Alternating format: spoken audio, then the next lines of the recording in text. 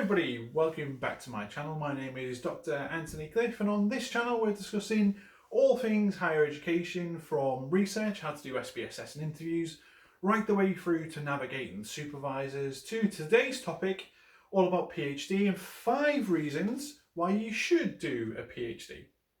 So let's get to it.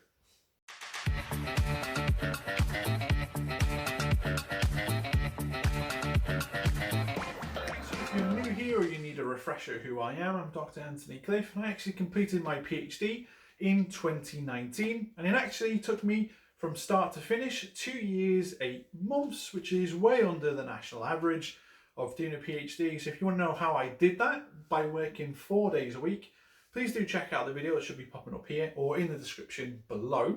And make sure you like, subscribe and hit that notification bell to make sure you don't miss out any of the videos that are coming up.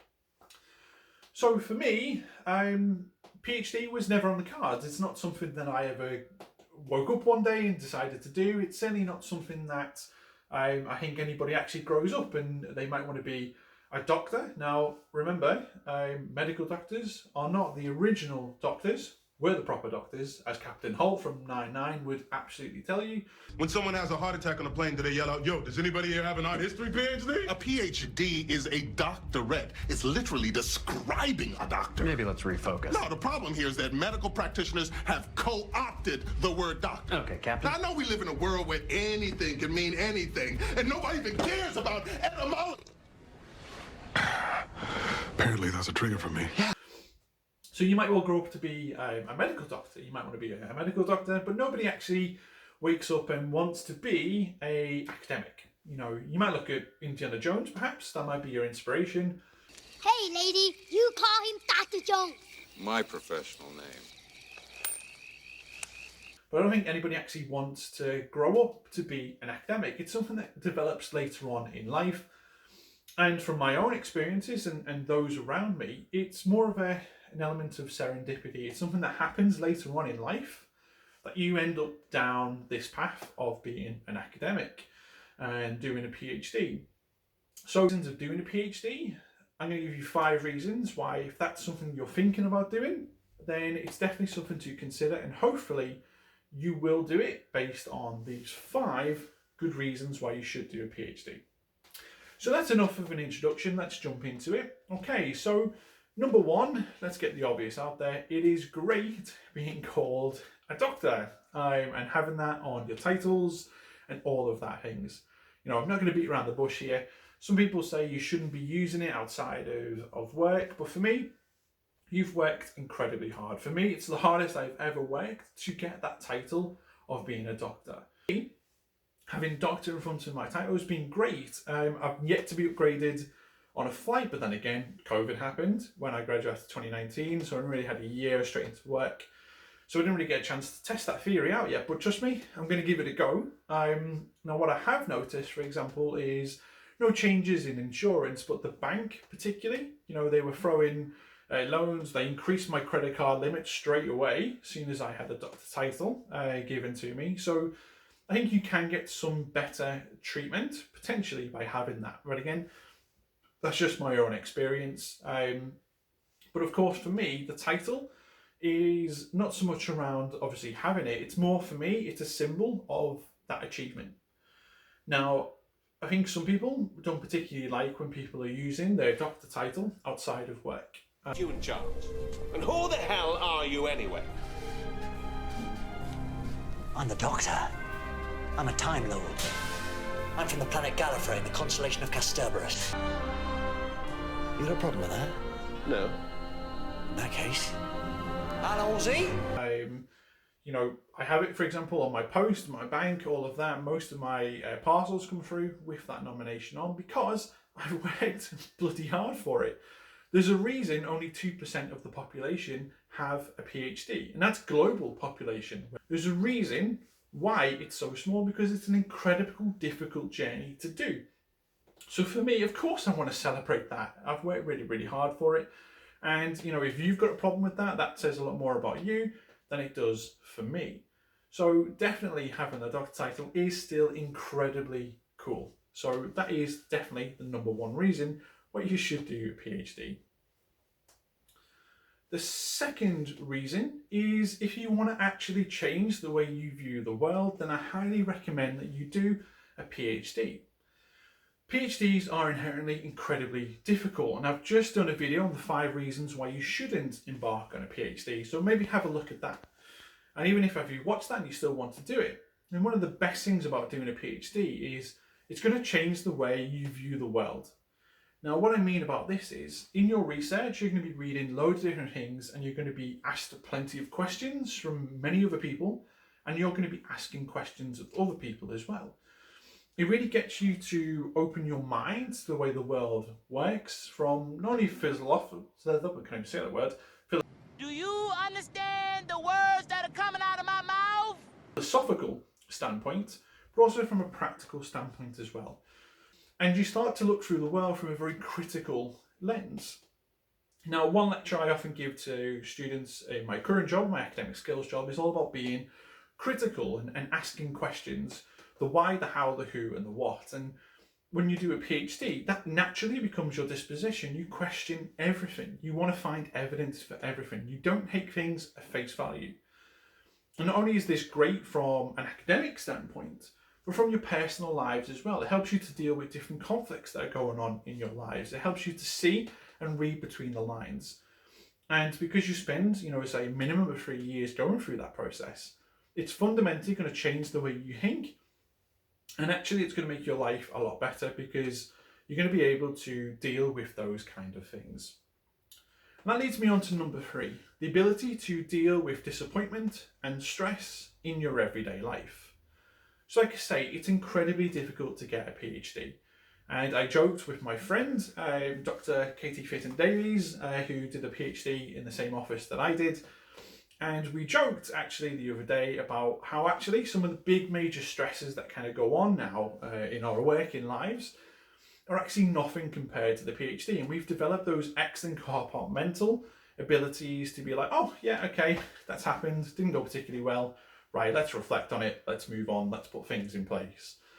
And I think going through a PhD, whether that's a good or a bad thing, how it changes you so much to deal with those kind of stresses and those disappointments and setbacks, is I think it's actually really quite good, because if some of these things that have happened to me over the past couple of years happened before the PhD, I don't think I would be as confident, and I don't think I would be having those strategies in place to be able to deal with them in the way that I have done. And I think it really just gives you that ability to be like, okay, yeah, cool, right, that's happened. How can I deal with that? Let's move on. So if you're somebody who particularly struggles with dealing with stresses and dealing with disappointments particularly, then I think doing a PhD and having that training is an excellent tool to help you to kind of cope with that in everyday life. And like I say, it's incredibly difficult. And when you do your Viva, and I'm going to be producing a video on how to pass that Viva soon, so like I say, don't forget to like, comment, subscribe, and make sure you hit that notification bell so you don't miss those videos when I do post them. Is you're never going to come across anything as hard in your life from an interview kind of standpoint as that PhD Viva. So PhDs are all about, it's building that resilience, not only in an academic sense, but in your working kind of life and your day-to-day life. Now, I can't actually remember what number we're on. I think we're on number 3, I'm going to say. If not, it's 4. I'll correct it. I am stupid. I am stupid. So let's say we're on number 3. Number 3 is, while your life is on hold in a financial sense, and you look at your peers who might be getting houses and they might be having kids, for you, if you're very lucky enough, like I was, to be on a studentship and a scholarship, then for me, it was the most excellent opportunity to find out more about who I was. I had an excellent group, H105. I absolutely love you. You know who you are. We're gonna stick together. You know why? Because we are ducks, and ducks fly together. That's right, Jan. And just when you think they're about to break apart, Ducks fly together. And when the wind blows hard and the sky is black, Ducks fly together. A big shout out to you to going through that journey with me. And that was amazing. But the best thing is you get to travel the world. Like I did, I got to travel to many different countries to present my research and to have fun and to spend 3 years doing something that you wanted to do. So I'd spent many years before being a research assistant doing other people's research. And to do a PhD, when you're getting paid to research something that you are incredibly interested about, you're changing the world very, very slightly through your own research. And to do that with a good group of people, you know, who really did make the PhD as it is. You can probably see how much I'm smiling when I think about all of those people in that office.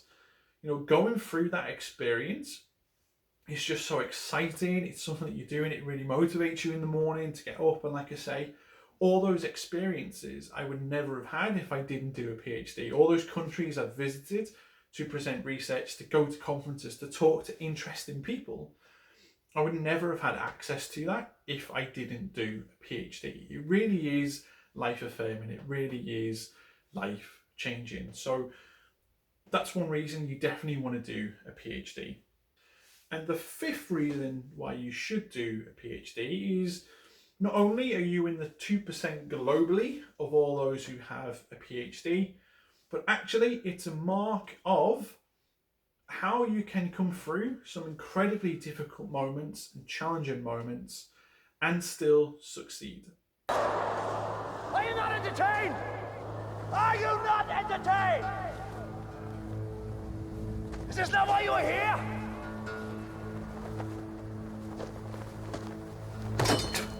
Now, for me, I say I'm not the most intelligent person in the world. I was always a B kind of / A student. I had a solid 65 at my undergraduate level, so it was a solid right in the middle 2-1. I had a merit at my master's level, and then say we did a PhD. PhDs are all about resilience, and to me, whenever I see somebody who has done a PhD, for me, my first thought is not, oh, they must be intelligent. My first thought is, you are a resilient person, and you're the kind of person I want to be around, because I know all the challenges that you faced throughout your time on your PhD. So for me, if you want to take on the most challenging thing you can do from an intellectual and academic standpoint, then do a PhD. If you're somebody like me who loves a challenge, so for me, for example, I wasn't satisfied with doing the very bottom end of the average of 3 years. I set that stupid target of finishing in under 3 years, and I did that. I finished in 2 years, 5 months, actually writing the piece and doing all my research.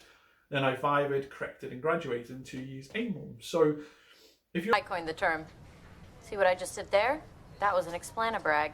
somebody and you're the type of personality who likes to constantly challenge themselves and be in difficult situations and see how you fare, then doing a PhD is the best challenge intellectually that you can do. Say I graduated in the summer of 2019, and I still don't think I'm entirely over it. I still think I've fully recovered from that experience, because it is so challenging, it is so brutal, but it's also incredibly rewarding.